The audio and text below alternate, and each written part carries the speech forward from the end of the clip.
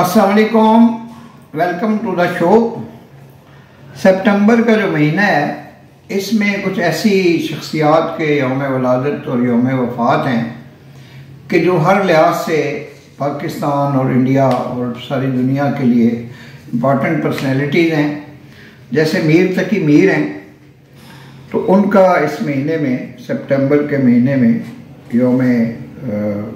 यौम वफ़ात है मीर तकी मीर का 20 फरवरी को।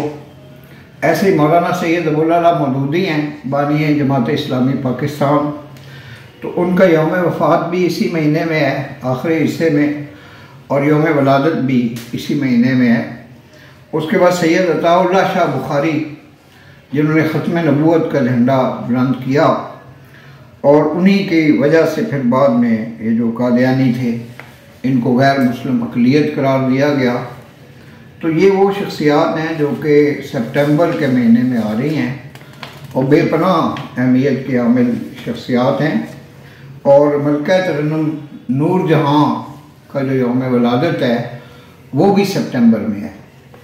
उसके बाद 27 सितंबर को गूगल की सालगिरह है और 27 सितंबर को सियाहत का आलमी दिन है।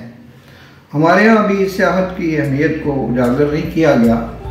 अगर हमारे जो इलाके हैं सवात वगैरह, तो इनको जो टूरिज़म डिपार्टमेंट है वो अहमियत दे और बजट को वहाँ पे खर्च किया जाए, तो ये स्विट्ज़रलैंड से भी ज़्यादा खूबसूरत इलाका जात हैं और ये आमदनी का भी ज़रिया बन सकते हैं। साबिक़ वज़ीर आज़म इमरान खान के दौर में ये प्लान था कि पाकिस्तान को सियाहत का मरकज़ बना दिया जाएगा, लेकिन ना वो दौर रहा और ना वो लीडरशिप रही और ना वो दिन रहे। तो इसी महीने में 27 सितंबर को यौम वफ़ात है नवाबज़ादा नसरुल्लाह खां का। आज के दौर में हम देख रहे हैं कि अब कोई नवाबज़ादा नसरुल्लाह खां साहब जो हैं वो पाकिस्तान में मौजूद नहीं हैं। और 29 सितंबर को आलमी यौम क़ल्ब है, जो दिल के अमराज हैं। और दिल का मरज़ जो है वो ना सिर्फ मेडिकल पॉइंट से है, बल्कि जो लोग किसी को दिल दे देते हैं या किसी का दिल ले लेते हैं, तो शायर ने कहा है कि दिल गया था तो ये आँखें भी कोई ले जाता, मैं फ़कत एक ही तस्वीर कहाँ तक देखूं। और ये था कि 21 सितंबर है आलमी यौम अमन। उसके अलावा 21 सितंबर को यौम शहादत है राय अहमद ख़ान खरल शहीद का, और हज़रत बाबा गुरु नानक का यौम वफ़ात है 22 सितंबर को। तो मैं ये समझता हूँ कि जो सितंबर का महीना है वो कई और लिहाज से भी, पाकिस्तानी सियासत के लिहाज से भी इम्पॉर्टेंट है, क्योंकि जो चीफ जस्टिस ऑफ पाकिस्तान है उमर अता बंदयाल, उनकी रिटायरमेंट है। रिटायरमेंट से पहले वो धड़ाधड़ ऐसे फैसले कर रहे हैं कि जिनको उनकी जो है वो ज़रूरत थी, तलाश थी, वो मौका नहीं मिल रहा था। लेकिन वो जैसे कि एक हमारे एंकर पर्सन हैं, तो उन्होंने लता मंगेशकर के लफ्ज़ों में कहा था कि जो चीफ जस्टिस के दिल में इमरान खान की मोहब्बत है, तो वो जो लता का गीत उन्होंने गाया कि कोई पत्थर से ना मारे मेरे दीवाने को, ये तो वहशी है तुम्हें होश में आओ लोगो। तो जो इसका जो हुस्न हाजिर है मोहब्बत की सज़ा पाने को, तो मेरा ये ख्याल है कोई हदें तो शायद क्रॉस ना हो सकें, और अगर हो भी गई तो पाकिस्तान के मुहाफ़िज़ बैठे हैं। क्योंकि ये जो पार्टी है PTI, ये तो इन्होंने पाक फ़ौज को निशाना बनाया, बगावत की इन्होंने मुल्की कानून से, मुल्क का पहले इन्होंने बहुत ज़्यादा नुकसान पहुँचाया है।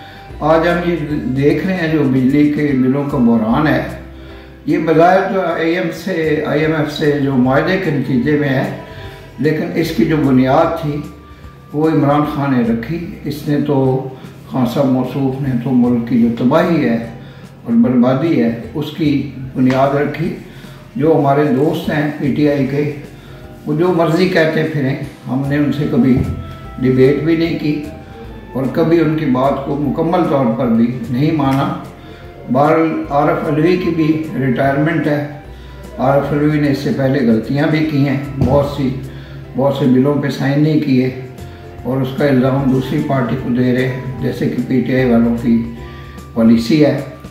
तो जो बात मुझे सबसे पहले कहनी चाहिए कि हमारे चैनल को सब्सक्राइब करें आप लोग।